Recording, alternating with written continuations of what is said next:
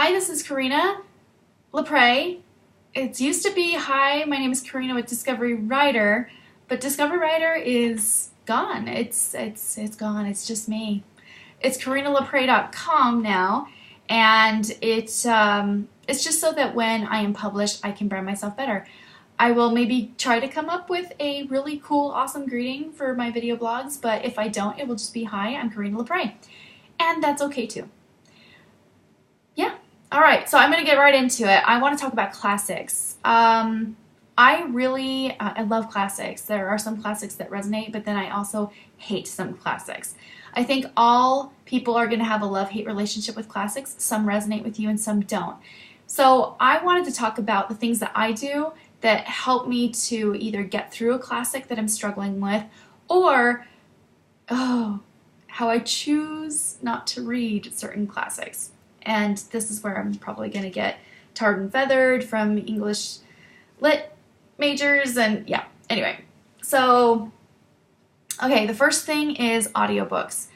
I read to my children out loud The Hobbit, and I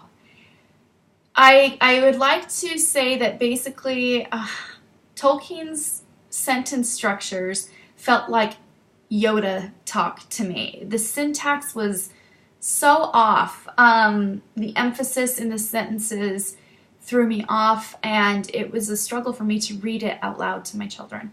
So books like that, or even something like, okay, for me, Victor Hugo. He's a very descriptive writer, and it can get very tedious for me. I remember reading The Hunchback and going, oh my goodness, I cannot get through this chapter. Why are we describing what this room looks like for the entire chapter? I haven't read Les Mis yet because I understand that several chapters are devoted to the sewer systems, and so I've decided to save that for an audiobook. Same thing with Lord of the Rings. I quickly learned after The Hobbit that it was hard for me to read Tolkien, and that audiobook would probably be the best thing for that. Right now I'm listening to In the Heart of the Sea, the story of the sinking of the ship Essex, the whale ship Essex, and I heard from some of we're reading it for book club, and they were telling me that it could be hard to get into. And so I was like, you know what, I had a hard time getting it on a hard copy anyway, so I was just like, all right, I will listen to it on audiobook. And it's really helped me to be able to not find it boring.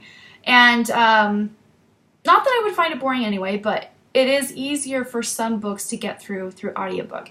So if there is a book that you are struggling to get through, and you either need to read it for a paper, or you just really want to read it to be able to discuss it with people, or to be well read, maybe audiobook would be a good way to go.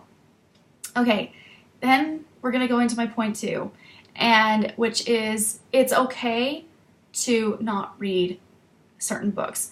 I love Charlotte Bronte's Jane Eyre. I love it very much, and some people cannot stand it. They can't stand Rochester. They can't stand Jane. They don't believe them to be real characters. I do. I love it. The themes in Jane Eyre I really love. I love the budding of their relationship. It feels very real to me. It feels like a very mature relationship, but also, anyway, that's beside the point. But some people really love, I have 2 sisters who just love Wuthering Heights, and for some reason, that story, the story as I understand it, has just never called to me to be read. I probably will read it at some point, but it's just never, I've just never been compelled to read it up to this point yet. So I think it's okay to kind of understand that you want to pick classic stories that mean something to you in some way. Either the themes are going to resonate with you, or the story will resonate with you, because the language, the time period, everything about these books, they were written for a different populace. They were written for a different generation, for a different set of readers. And it's okay to either wait until you're ready to read it, or, not read it if it just does not appeal to you. you know, I think it's important to be well read. It's important to read classics. So I'm not saying give up on all classics by any means. And I'm not saying, you know, you shouldn't give books a chance. I read Of Mice and Men, which is a Steinbeck novel. I wanted to try Steinbeck out, and I tried it on a very small novel versus something like East of Eden. Um, and I did struggle, no, I didn't struggle with the writing. The writing was very easy. I struggled with the themes and the story. There were elements about it that I just didn't care for. But I'm not wholly given up on Steinbeck either. I'm willing to read something of his, but I want to pick a story of his that will mean something to me. I don't want to read just anything of Steinbeck's.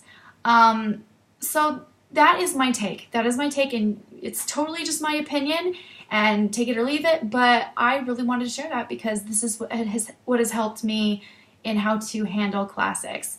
And I hope you enjoyed it, and I will get another one out here soon. All right, thanks, bye.